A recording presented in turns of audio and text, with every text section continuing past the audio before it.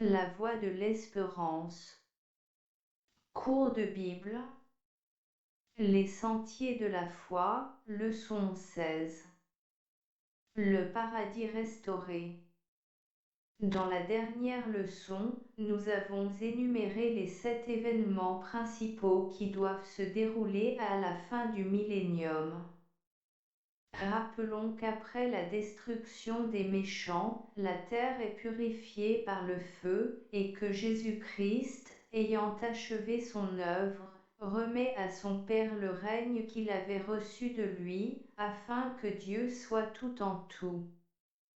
Le paradis perdu est retrouvé, restauré, plus beau que le premier. Or, c'est l'histoire du paradis que cette leçon se propose de raconter. Le jardin d'Éden. Au 6e jour de la semaine créatrice, Dieu créa l'homme à son image et le plaça dans un jardin, le jardin d'Éden. Chef d'œuvre de la création, Adam et Ève formaient le couronnement d'une réalisation parfaite. Le récit biblique déclare que lorsque Dieu eut achevé au 6e jour les cieux et la terre, il vit tout ce qu'il avait fait, et voici, cela était très bon. Genèse 1, 31. Le jardin d'Éden était un vrai paradis, arrosé d'un fleuve, il était couvert d'une luxuriante végétation où dominaient les fleurs et les fruits. Au fur et à mesure de l'accroissement de la population, car la race humaine devait proliférer, ce jardin devait s'étendre et finalement couvrir la superficie de la terre entière. L'homme était appelé à exercer la domination sur toutes les créatures et cultiver le jardin. La douleur et la mort y étaient inconnues. Une parfaite harmonie y régnait dans tous les domaines. Nos premiers parents devaient y vivre complètement heureux, dans des conditions qu'il ne nous est pas possible d'imaginer. Que savons-nous des conditions dans lesquelles Adam et Ève vivaient dans le jardin d'Éden? Ce paradis est perdu. Leur bonheur était cependant lié l'accent aigu à une obéissance totale aux ordres du Créateur. Tout leur était permis, sauf une chose, manger du fruit de l'arbre de la connaissance du bien et du mal. Ainsi, leur liberté était pleinement respectée. Dans cette épreuve, ils avaient la possibilité de choisir la vie par l'obéissance, ou la mort par la désobéissance. Dieu donna cet ordre à Adam et à Ève: tu pourras manger de tous les arbres du jardin, mais tu ne mangeras pas de l'arbre de la connaissance du bien et du mal, car le jour où tu en mangeras, tu mourras. Genèse 2, 16, 17.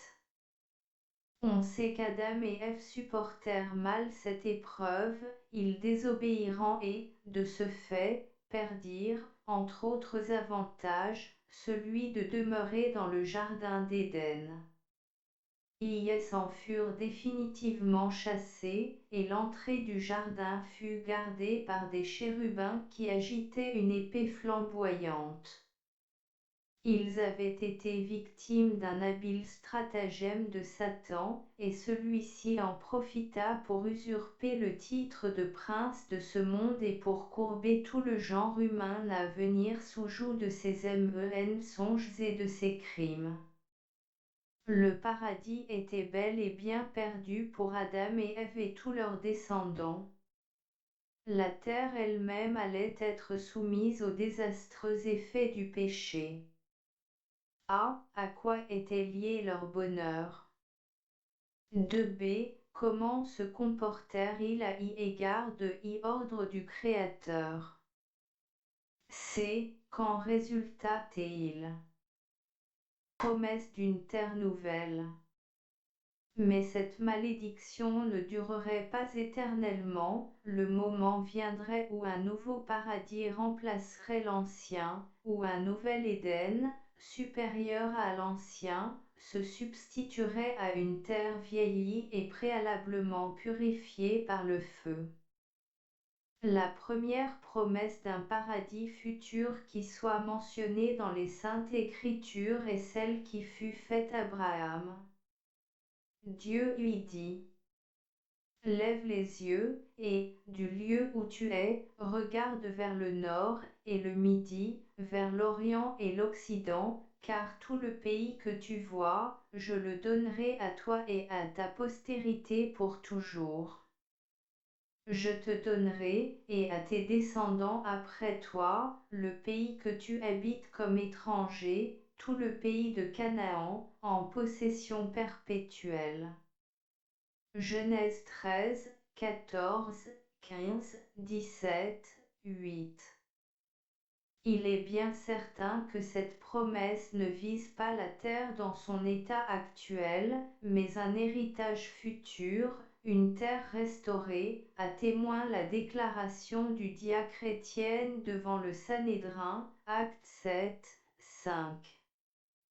Dieu ne donna à Abraham aucune propriété en ce pays, pas même de quoi poser le pied, mais il promit de lui en donner la possession, et à sa postérité après lui. L'auteur de l'Épître aux Hébreux, 9, 10, montre également que le patriarche attendait, pour une autre existence, l'héritage éternel qui lui avait été promis, et qu'il vécut sur la terre comme étranger et voyageur. C'est par la foi qu'Abraham vint s'établir dans la terre promise comme dans une terre étrangère, habitant sous des tentes, ainsi qu'Isaac et Jacob, les cohéritiers de la même promesse. Car il attendait la cité qui a de solides fondements, celle dont Dieu est architecte et le constructeur. 3a, à qui la première promesse d'un paradis futur fut-elle donnée. 3b, comment savons-nous qu'elle ne pouvait s'appliquer à la terre dans son état actuel? La postérité d'Abraham. Et quelle est cette postérité d'Abraham qui doit bénéficier de la promesse faite au patriarche? Une étude attentive des textes bibliques qui en parlent mène à la conclusion que les fils de la promesse ne sont pas les Israélites selon la chair, mais les Israélites selon l'esprit. Saint Paul écrit. Épître aux Romains 9, 6 à 8. Car tous ceux qui descendent d'Israël ne sont pas Israël, et, pour être la postérité d'Abraham, ils ne sont pas tous ses enfants, mais il est dit, en Isaac sera nommé pour toi une postérité. C'est accent grave dire que ce ne sont pas les enfants de la chair qui sont enfants de Dieu, mais que ce sont les enfants de la promesse qui sont regardés comme la postérité. L'Israël selon la chair a été rejeté en tant que collectivité, mais ses fils ont la faculté, en s'appropriant les mérites du sang du Christ, de devenir Israélites selon l'Esprit, héritiers de la promesse faite à Abraham. Saint Paul écrit encore, Épître aux Galates 3, 29. Et si vous êtes à Christ, vous êtes donc la postérité d'Abraham, héritier selon la promesse. Seuls les disciples du Christ, vrais Israélites selon l'Esprit, seront donc admis à participer à l'héritage de la terre nouvelle. Héritiers de Dieu, co-héritiers du Christ, tels sont les glorieux titres que les Saintes Écritures leur décernent. L'Esprit lui-même rend témoignage notre esprit que nous sommes enfants de Dieu. Or, si nous sommes enfants, nous sommes aussi héritiers, héritiers de Dieu, et co-héritiers du Christ. Épître aux Romains 8, 17. 4. Quelle est la vraie postérité d'Abraham, père des croyants? Une terre nouvelle. Mais une question se pose, cette terre nouvelle destinée remplacer le paradis perdu, sera-t-elle instituée sur notre planète préalablement purifiée, ou formera-t-elle une planète distincte de la nôtre, celle-ci ayant été anéantie? Saint Jean, dans l'Apocalypse 21, 1, déclare qu'il a vu un nouveau ciel et une nouvelle terre, le premier compagnie et la première terre ayant disparu. Il ne s'agit pas d'un anéantissement de notre planète, mais du renouvellement, de la transformation complète de sa surface, que le feu doit purifier. Ce renouvellement fait partie du rétablissement de toutes choses, annoncé par saint Pierre, acte 3, 21, qui, dans sa seconde lettre, 3, X, écrit: les cieux passeront avec fracas, les éléments embrasés se dissoudront, et la terre avec les œuvres qu'elle renferme sera consumée. Le feu est le grand agent purificateur. 2. Fait disparaître les effets de la longue malédiction qui a pesé sur la terre. Ainsi, la création elle-même qui, comme l'écrit saint Paul, Épître aux Romains 8, 19 à 22, soupire et attend la révélation des fils de Dieu, participe à l'œuvre du Christ, lequel est venu chercher et sauver ce qui était perdu. Luc 19, 10. 5. Notre planète sera-t-elle anéantie ou transformée? Le paradis retrouvé.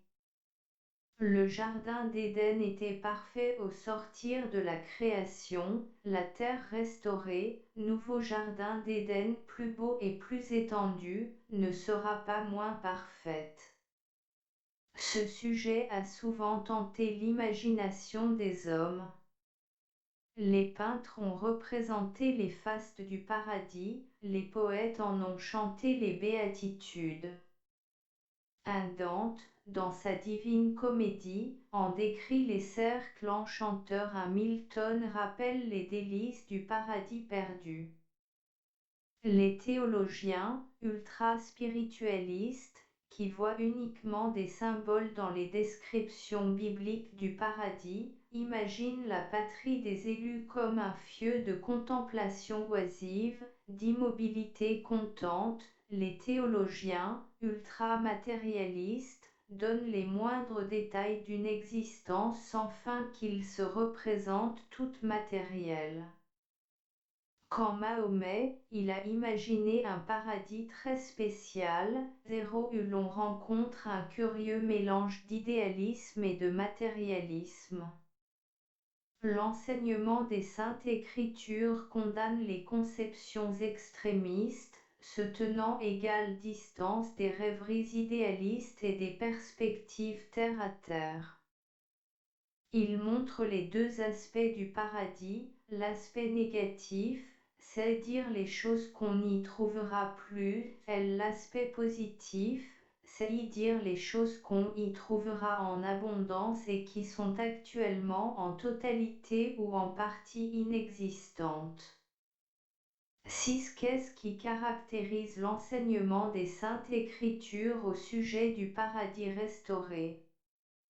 La fin du mal. Parmi les choses qui ne seront plus, il faut mentionner mal, la souffrance et la mort. Saint Jean déclare, dans l'Apocalypse 22, 3, qu'il n'y aura plus d'anathème, ce qui signifie l'exclusion définitive du mal. Et le mal extirpé, toutes ses conséquences disparaissent du même coup. Disparut la souffrance, sous quelque forme que ce soit. Disparut aussi la mort, cette reine des épouvantes comme l'appelle Job, 18, 14. Il n'y aura plus ni hôpitaux, ni cimetières. Toute imperfection sera bannie à jamais. Dieu essuiera toute larme de leurs yeux, et la mort ne sera plus, et il n'y aura plus ni deuil, ni cri, ni douleur, car les premières choses ont disparu. Apocalypse 21, 4, voir aussi Ésaïe 25, 8. Le dernier ennemi qui sera détruit, c'est la mort. Première épître aux Corinthiens 15, 20. 7. Mentionner 3 choses qui n'existeront plus sur la nouvelle terre. Justice, paix et joie. Ce sera, dit saint Pierre, deuxième épître 3, 13, une nouvelle terre, où la justice habitera. Les relations entre ses habitants ne seront plus troublées par les guerres, on n'y connaîtra plus les agitations sociales, les révolutions. Partout et pour toujours régneront la justice, la paix et la joie. Toutes les aspirations seront satisfaites, tous les rêves accomplis, tous les vues réalisés. Alors, dit le prophète Ésaïe, 32, 16 à 18, la droiture habitera dans le désert et la justice aura sa demeure dans le verger. L'œuvre de la justice sera la paix, et le fruit de la justice le repose et la sécurité pour toujours. Mon peuple demeurera dans le séjour de la paix, dans des habitations sûres, dans des asiles tranquilles. Le même prophète décrit aussi la joie qui se manifestera dans le paradis retrouvé, 65, 15 à 17, voire aussi 35, 10. Car je vais créer de nouveaux cieux et une nouvelle terre, on ne se rappellera plus les choses passées, elles ne reviendront plus à l'esprit. Réjouissez-vous plutôt et soyez à toujours dans l'allégresse, à cause de ce que je vais créer, car je vais créer Jérusalem pour l'allégresse, et son peuple pour la joie. Je ferai de Jérusalem et de mon peuple ma joie, on n'y entendra plus le bruit des pleurs et le bruit des cris. 8. Mentionner 3 choses qui, au contraire, s'y manifesteront en abondance. La présence de Dieu et de son Fils. Mais l'aliment essentiel de la félicité éternelle des rachetés et en même temps l'objet principal de l'établissement du paradis est la présence permanente de Dieu et de son Fils Jésus-Christ. Et j'entendis du trône une voix forte qui disait, Voici le tabernacle de Dieu avec les hommes. Il habitera avec eux et ils seront son peuple, et Dieu lui-même sera avec. Apocalypse 21, 3. Bien-aimés, nous sommes maintenant enfants de Dieu, et ce que nous serons n'a pas encore été manifesté, mais nous savons que lorsque cela sera manifesté, nous serons semblables lui parce que nous le verrons tel qu'il est. Première épître de Saint Jean 3, 2. À Jérusalem, sa capitale, dont on trouve la description dans l'Apocalypse, chapitre 21, il n'y a point de temple, car le Seigneur Dieu Tout-Puissant est son temple, ainsi que agneau. Elle n'a pas besoin du soleil, car la gloire de Dieu y éclaire, et l'agneau est son flambeau, il n'y aura plus de nuit, et les rachetés n'auront besoin ni de lampe ni de lumière, parce que le Seigneur Dieu les éclairera. 9. Quelle sera la principale cause de la félicité des rachetés? Pour y entrer, ce sont, dit saint Paul, Première épître aux Corinthiens 2, 9, des choses que l'œil n'a point vues, que l'oreille n'a point entendues, et qui ne sont point montées au cœur de l'homme. Mais pour les connaître, autrement dit, pour entrer au paradis restauré, que faut-il faire? Il suffit de croire au mérite du Fils de Dieu, de s'en approprier les bénéfices et de devenir ses disciples fidèles. Car Dieu a tant aimé le monde qu'il a donné son Fils unique, afin que quiconque croit en lui ne périsse point, mais qu'il ait la vie éternelle. Jean 3, 10. 10. Quelle est la condition d'entrer au paradis restauré?